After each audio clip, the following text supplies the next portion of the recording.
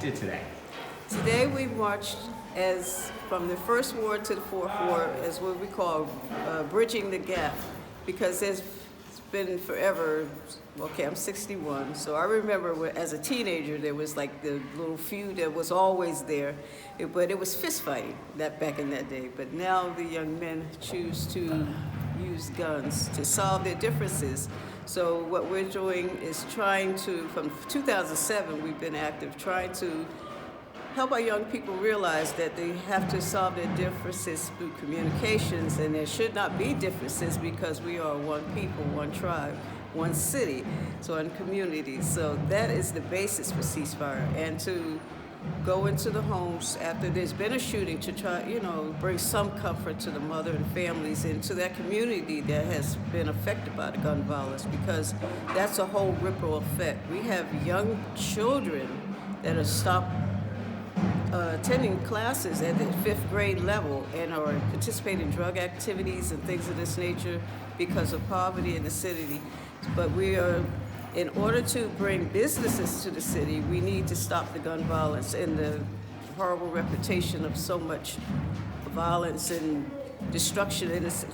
Companies won't come to the city if there's gun violence. So we need to calm that down, and the young men won't have that excuse, well, there's no jobs.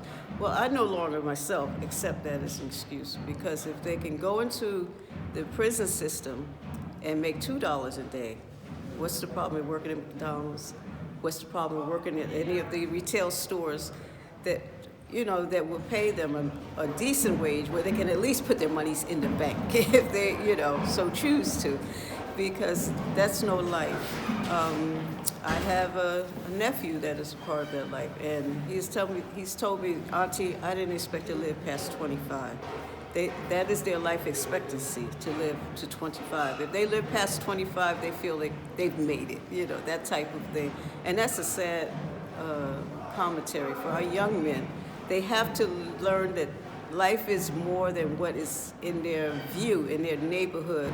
And that's what we need to do as a proactiveness of CeaseFire, to take our young people out of the community, expose them to different parks and other parts of the city, the country even.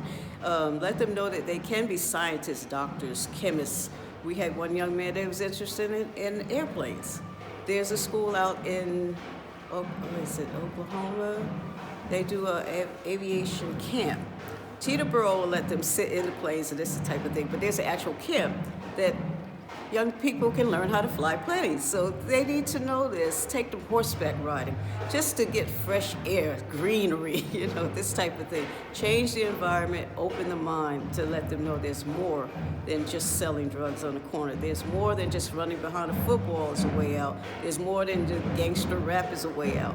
There's other things that they can do. If they're not academically strong, they can still learn a trade, because this is where the market's going, back into trade life.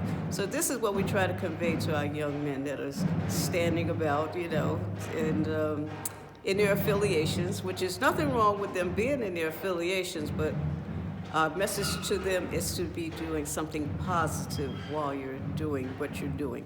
Help the community. The seniors don't have to be locked up in their houses before the sun rolls down. That should not be. They should be grocery shopping for the seniors. They should be protecting our senior citizens and protecting the community, and they can't do that by killing each other.